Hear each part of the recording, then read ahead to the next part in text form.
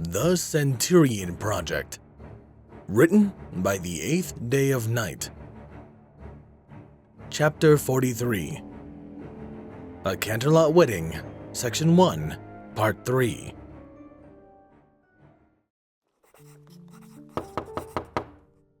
Enter, Elias said, glancing up from his paperwork. Supply forms were a bitch and a half, but lucky for him, Luna came through his door, carrying with her the wonderful aroma of freshly cooked meat. The mare grinned as she trotted in on 3 hooves, balancing a sizable steak on a plate on the 4th. Good evening, General. A buddy told me that you were still hard at work and that you didn't take a dinner break. I thought I would remedy that. Elias tried to hide his smile as he put his quill back in its well. I can't say that you're unwelcome, Princess. Please, pull up a chair. Luna's tail waggled slightly as she set the steak on his desk, then pulled Bookbinder's chair around her desk. She positively beamed as she watched him sit up. Elias's eye flicked up from the steak, but Luna waved him on. Go on, General. You need to keep up your strength. I know how much you work, and this is more than deserved. We can talk a bit once you've finished. Luna looked him up and down as he ate. While he did look a mite bit paler than usual, her eyes quickly caught on the spot of blue on his red tunic, and the sight of her primary being shown off so publicly sent her heart racing. Any confidence she had walking into the room vanished as she watched him eat. Her wide-eyed staring unfortunately caused the human to take notice, and despite only eating half the steak, he set down his silverware and looked at her with a curious expression. Are you all right, Princess? Luna detected a bit of concern in his voice, and that made her chest tighten even further. Think, Luna. She cried eternally. Think, damn you. You are still wearing my primary? She asked, her voice meek. Elias blinked and looked down to the blue feather draped over his chest. Oh, my apologies, Princess. I can take it off if you'd like. No! Luna shouted, scooting to the edge of her seat. Elias stared at her with wide-eyed shock, and Luna quickly noticed that she had blown him back an inch with the power of her voice. She flushed red and looked at his desk. I was just curious as to why. Heat Week has long been over, and I was wondering why you were still wearing it. Just curiosity. Elias relaxed back in his chair and shrugged. He grabbed the feather gently between his thumb and forefinger. Luna felt her heart melt further as he began rubbing it affectionately.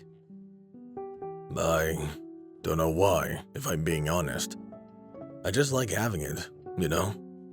It's soft, nice, and for some reason, it always feels like it's a bit warm, like you just plucked it. He shrugged again as he twirled the feather around. It smells like you too, and that makes me think of you. The smell of lavender is so wonderful, and I can't help but to think that, wow, I just made that really weird. Elias said as he sat up. Princess, I apologize. Let me take your primary off and... Luna scoffed and waved her hoof, doing her best to hide the heavy blush that spread and covered her face. Nonsense, Elias. I am pleased that you know how to fully appreciate my gift. Some ponies would discard something like that once it served its purpose. But you show me that you are a true friend by keeping it. She snorted. Besides, I think it's pretty, and it matches your eyes. Elias gave her a deadpan look, but Luna was happy to note that he made no further moves to remove the necklace. Which one? He asked, tilting his head so she got a good look at both eyes. Luna giggled, then blinked and stopped, giving him a mild glare. Har har, Elias. But that wasn't funny. Elias smirked. Made you laugh, didn't I? Luna rolled her eyes as he went back at his steak. It was honestly impressive watching him eat. She had long ago gotten over the queasiness she felt when she watched others eat meat, what with watching a host of carnivore diplomats eat. But it was the way he devoured the meat. Other species seemed designed to rip and tear. Diamond dogs had sharp canines that jutted out of their mouth and sharp claws to tear the meat apart as they chewed. Dragons usually ate whatever they were provided whole, so there was little to watch. Finally, the griffin diplomats liked to fight their meals, and they often asked for the meat to be as raw as possible. Only the combined refusal from all three of Equestria's princesses had ensured that a law passed prohibiting the slaughter of live animals in Canterlot, and if anyone wanted something fresher than 2-day-old imports, they had to make do. Still, all the carnivores she had eaten with used their natural features to eat, foregoing any offers of dining ware, usually including a plate. Elias, on the other hand, went about eating meat in such a civilized manner. His nails were blunt, kept trimmed and rounded, no doubt to prevent cracking. They didn't even factor into the equation as he used a fork and knife like any other pony. He quickly sawed away bite-sized pieces, which went into his mouth. He chewed with his mouth closed, keeping the rest of the process hidden from the world. Little sound escaped after that. No growling or tearing sounds, just the normal chewing that any being experienced. It was easily covered up with the light music or conversation. So wonderful, so palatable. It had taken an evening on her throne brooding to come to terms with the fact that her ideal lover was an omnivore, but with the way he ate, she didn't imagine she would have any long-term issues with eating by his side, especially not with how enjoyable watching his jaw work was. Such a strong, handsome mouth. Elias swallowed the last bite of steak and set down his silverware as Luna daydreamed about planting a kiss on his clean-shaven face. He smiled at her, sending a fresh flight of butterflies through her stomach. So, Princess, while I appreciate your hand-delivered meal, as well as the opportunity to enjoy your company, I'm sure this was for a reason. Nobody drops by my office unless they want something from me. That is partly your fault. Luna replied smoothly. Your friends would drop by frequently were it not for your rule system, myself included. Still, we have all respected your wishes and kept the rules you laid out as best we could. Until now, that is. Elias's brow furrowed. What's that supposed to mean? Luna glanced to her right to a torn open pink and white letter. Is that your wedding invitation? Elias side-eyed the letter inside. He leaned back in his chair and swiped a packet off his stack of paperwork, then began absently thumbing through it. It is, though I will not be attending. Nightflash is livid with me because I denied his brother's application. I know Bookbinder thinks it'll be fine, but his mother is already against me. With this, I've crushed Shooting Star's dreams, and those of Nightflash to train his brother. So the odds of everything being fine between us by... He glanced over at the invitation. A week from this Friday is little to none. I won't ruin what's supposed to be a special day for them. Elias picked up his quill and set to writing. Besides, I burned that bridge of being either family or friends. The invitation is very specific. Luna scowled at the human. Unfortunately for her, his argument did have some soundness to it, and by countering his point of his friendly status with both Nightflash and Bookbinder, she admitted that he wasn't keeping to the rules he had established. It was a devious trap, but Luna had negotiated treaties with dragons in ages past. She could win over the stubborn human before her. Luna cleared her throat, forcing Elias to look at her. A sound point, Elias. But I have been invited, and Bookbinder has tasked me to bring a +1. I would quite enjoy if that +1 would be you. It was blunt, and it risked her secret affections, but Luna kept her cool as Elias stared at her in silence.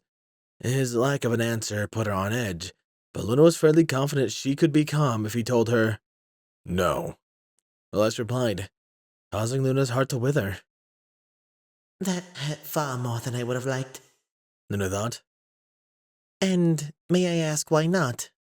Luna asked out loud. Elias sighed, and his quill stopped moving. Princess, it's not your fault. I just need to be here. I'm already giving 2 of my most trusted subordinates almost a week off of training so that they can prepare for their special day. I need to ensure, personally, that the readiness quality of the Legion doesn't diminish in their absence. I apologize if I disappointed you with my answer, but it must be a no. I'm distracted enough for my job as it is. Luna's mind worked quickly. All right, the reason wasn't because he didn't like her. That was a positive. She could focus on getting him there easier if she didn't believe he looked at her with distaste. She shuffled herself as she regained her complete calm. What if I was able to find a temporary stand-in?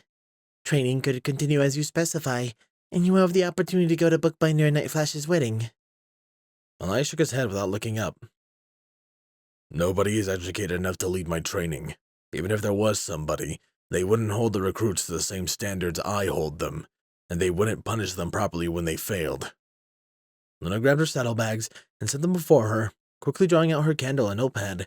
She quickly sent a hastily written letter, and with moments, General Chaser, Bloody Bandage, and Captain Lucky Swing were inside Elias's office, saluting sharply. At your service, Princess, Chaser said, and I smiled at Elias. What if I could convince Royal Guard's pony Chaser to lead training?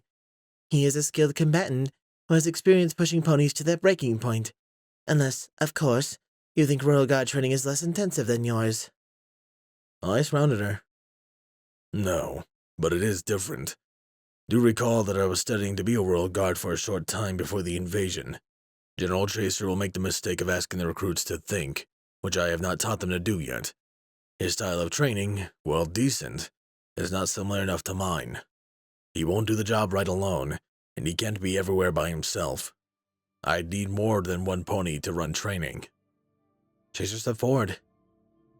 Well, what if I asked General Everfree to assist me? I could use my subordinates in place of yours, and General and I could manage the larger level of stuff together. The beggar shrugged and looked to Luna. If you don't mind, Princess, General Everfree and I could shadow General Bright and his legion for the next week or so, get a feel for how they work. Then, General Bright can educate us on the standards we need to meet. By the time of the wedding, we'll be capable enough to hold down the fort for a day, and he can get things right back where they belong the next morning. Chaser looked back to Elias, who scowled in reply. The real problem was that the solution was competent. Elias actually respected Everfree and Chaser, and if he had to pass control to anyone, it would be one of them. The pair of Stallions and Nightshade were the only generals he trusted in any sort of capacity, and if they were willing to shadow his training, he could probably get away with missing 1 or 2 afternoons for a wedding. All he needed to do was make sure that the pair of stand-ins were up to date on his training, as well as ensure that Granite had the autonomy he needed to ensure proper disciplinary measures were used. It could work. Then he could go see Bookbinder and Night Flash get married, as well as make Luna a bit happier by taking her out on a date. Elias hid his blush at the thought of a date with Luna by glaring at Chaser. He opened his mouth to accept when the thought occurred that he was slacking. He was letting down his legion, accepting compromise at every turn it presented itself. He was being weak. Again. Anger welled up in his mind, and he shook his head and snarled. No. I will be leading training the evening of the wedding. I will be down 4 officers already. I do not need a 5th to be elsewhere when training needs done. Luna had started to smile as she saw acceptance on his face, but that smile turned to a soft frown at his rejection of the offer. But, Elias, why? I can tell you want to go, and this solution works. You know General Chaser. He is quite a capable pony. I am more than sure he can lead your training for an evening. He will have your instructions. It is a sound plan. I shook his head and stared at his desk. It doesn't matter if he would be capable, because he doesn't need to be capable. I will perform my duties as usual, and that's final. I cannot afford to budge on this. Luna tapped her hoof on her seat in mild irritation. But why? If you want to see your parents get married, then... Because it's a distraction! Elias bellowed, slamming his fist down on the desk. The sound caused the ponies to jump, and Elias caught the flash of steel as Chaser drew his wing blades. Elias stared the Pegasus down, daring him to act. Then his mind caught up, and he took several deep breaths, trying to cool his anger. He let his eyes rest on the paperwork beneath his fist as he spoke. Princess, you of all ponies should know why I can't afford to be distracted. Bookbinder and Night Flash's wedding is just another event in a series of never-ending distractions. And it will get people killed. I can't keep compromising on this. He sat back down inside. I can't. I'll tell them I'm sorry, and send them a gift of some kind, but I can't. I'd rather they be alive and disappointed in me than dead and happy I saw them get married. Luna watched the man visibly deflate as his anger fled. He looked so painfully tired, and far too old for one so young. She suddenly motioned for the royal guards to leave as she rose from her seat. She moved around Elias's desk, and before he could protest, she climbed up on his lap. Luna felt a small blush rise to her cheeks as she wrapped her hooves around his chest, but was pleased to note a tinge of red on Elias's face as well. She pulled him close in a firm hug. Elias, I understand your concerns, but things are already different from the last time you did this. You spent months with your recruits. Are they soft? Are they underprepared? The man snorted. Some of them still struggle with basic tasks, but I do feel like they're more focused, less arrogant. I wouldn't say they're anywhere close to ready, though. She leaned back and smiled. Precisely. You have changed as well. You won't casually run into battle. You think things through, considering even the tiniest details, and you aren't alone. Thousands upon thousands of ponies are at your back, more than prepared to aid and assist you. You may think they are beneath you, but there are more than a few competent ponies in the other guard forces, General Chaser included. I know, Elias said with a sigh. But trust. It's still hard to trust for me. I trusted you, Princess, yet you turned on me. Sure, it worked out, but it still hurt. You didn't trust me enough to tell me about all this before you presented it to everyone else. He shook his head and stared down, a difficult task with her fluff so close. Luna didn't take advantage of his close proximity. His words were far too important to even consider ignoring, even for the case of Snuggles. I just wished you talked to me then. Then I wish you would stop hiding whatever it is you're hiding from me now. Luna felt her heart drop. By the keepers, he knew. Her silent efforts was for naught, and now the pressure of a romantic relationship was weighing on his mind. She didn't want to burden him like that. It was all falling apart. She had failed him at every turn. Luna felt tears creep into her eyes as her heart sank lower and lower. She was a failure. She hadn't managed to maintain her most important friendship, hadn't managed to be strong enough to keep her feelings hidden until they wouldn't burden Elias, and now he was going to hate her for it, and drive her away, and... Luna sniffled and opened her eyes as she felt a thumb run across her cheek. Her gaze was met instantly with a mismatched pair of eyes that bled concern. Luna, is this secret really that important? Elias asked softly. I didn't mean... Look, I don't know everything. I just need you to know that I'm not an idiot, and I can tell when you aren't telling me the whole truth. Luna sniffled and nodded. I know, Elias. Please, never believe yourself an idiot. You are easily one of the most intelligent creatures I have ever known. I have asked so much of you, Elias. So very much. My secret is one that would only ask more of you. I want to tell you, she said earnestly, trying to make him see the necessity. I want to tell every pony. I want to take you and scream my secret from the rooftops. She drooped slightly.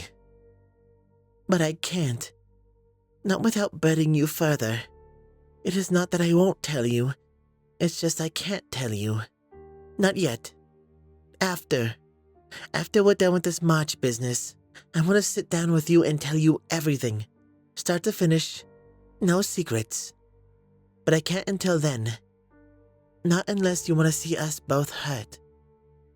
I sighed, and Luna felt a bit of blush return as he braced her rump with his hand. I guess I can accept that. Especially since I'm a hypocrite, demanding full transparency from you without revealing my whole story. Luna laid a hoof over his heart. Oh, that powerful thumping, so strong and stable. She wished she could lay her ear against his ribcage to listen. And you never need to, Elias. That story is yours alone.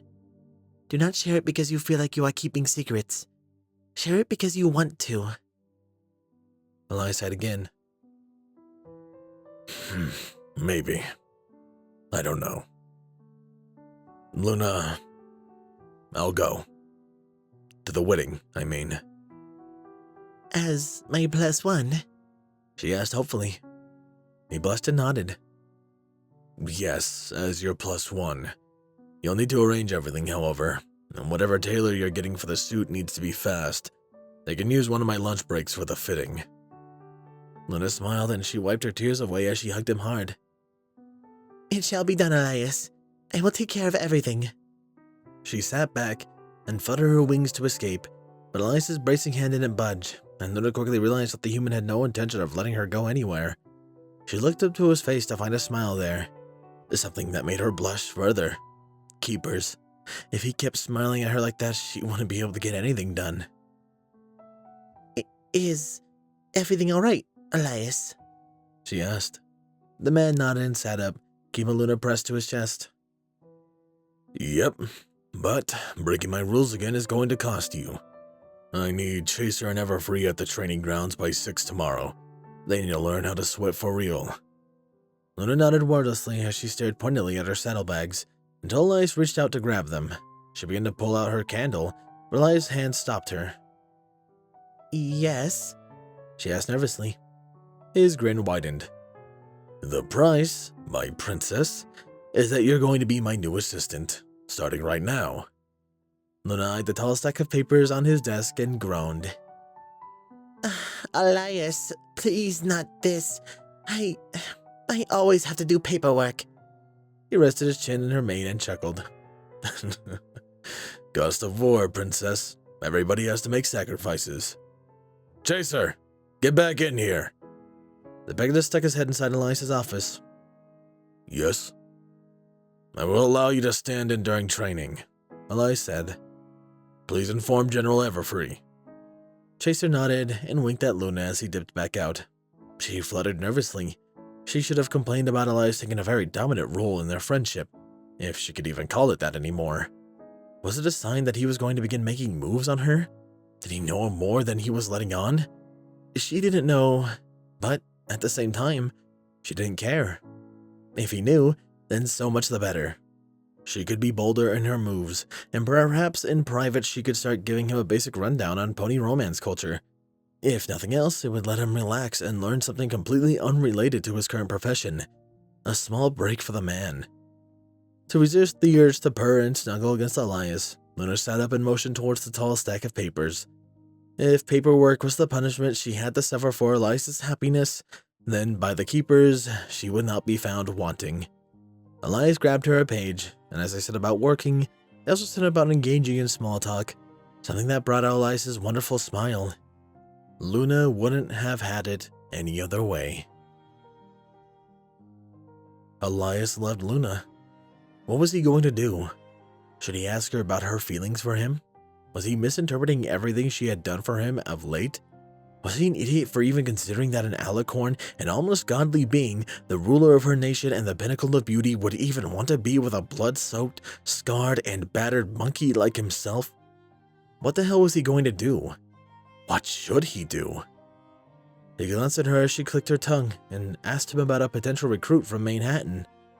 He loved her muzzle, her beautiful face, the blue of her fur. He had thought his favorite color was red, but God, was it blue now.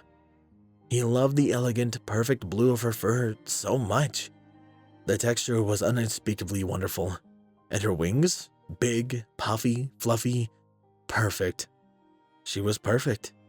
The perfect pony. The most perfect pony. Nobody would ever compare. But what should he do? Should he talk to her? Try to work it out like an adult he pretended he was? Elias snapped his gaze away from Luna and focused on the page before him, filling in his early estimate for tense needed. No, talk to her about it was not the first thing he would do, not with how he had treated her. Yes, she had betrayed his trust, but she had worked so hard to fix that, and he was more than ready to fully forgive her. But only moments ago he had brought it up yet again. His brain just wouldn't let it go. Nice, Elias, he thought to himself. Torture the mare you've fallen in love with. That's a great plan to get her to like you. Let every bad thing she's done to you dangle over her head. Yup, great plan. Another guaranteed winner. Elias let out a small sigh as he filled in the form to the side and dragged down the next one. His arm was still wrapped around her, and while he didn't know much about pony culture, his hand was on her butt was a signal in any culture. He just hoped she didn't think him creepy for being so forward. He prayed desperately that she reciprocated his feelings. Elias winced mentally, and slowly he withdrew his hand. No, that was wrong. He was taking advantage of his ignorance. The ponies knew he was uneducated, and she was probably just being nice, letting him cop a feel in exchange for him not flying off the handle. No doubt she still thought of him a raging dumb animal who was only good for. Luna scooted closer and glanced at his hand. Please, Elias, return your hand to its bracing position. I may slide away if you do not hold me. Or maybe she did reciprocate some measure of his feelings. Elias swallowed roughly as he let his hand drift back down, settling back to the warm spot on her rump. Then sighed softly and leaned against his chest. Excellent, she whispered, no doubt trying to keep the words unheard. Still, they brought a small measure of comfort to Elias's mind, and he settled back as he let his thoughts drift away from the paperwork before him. Talking to her no, still out of the question for the time. Perhaps in a month or two, he would try to hint at something. Perhaps ask one of his friends for their opinion, if any of them would even speak to him. Elias had again decided that it was not a wandering kind of night. He focused his mind on the paperwork before him, letting it numb his riled-up brain.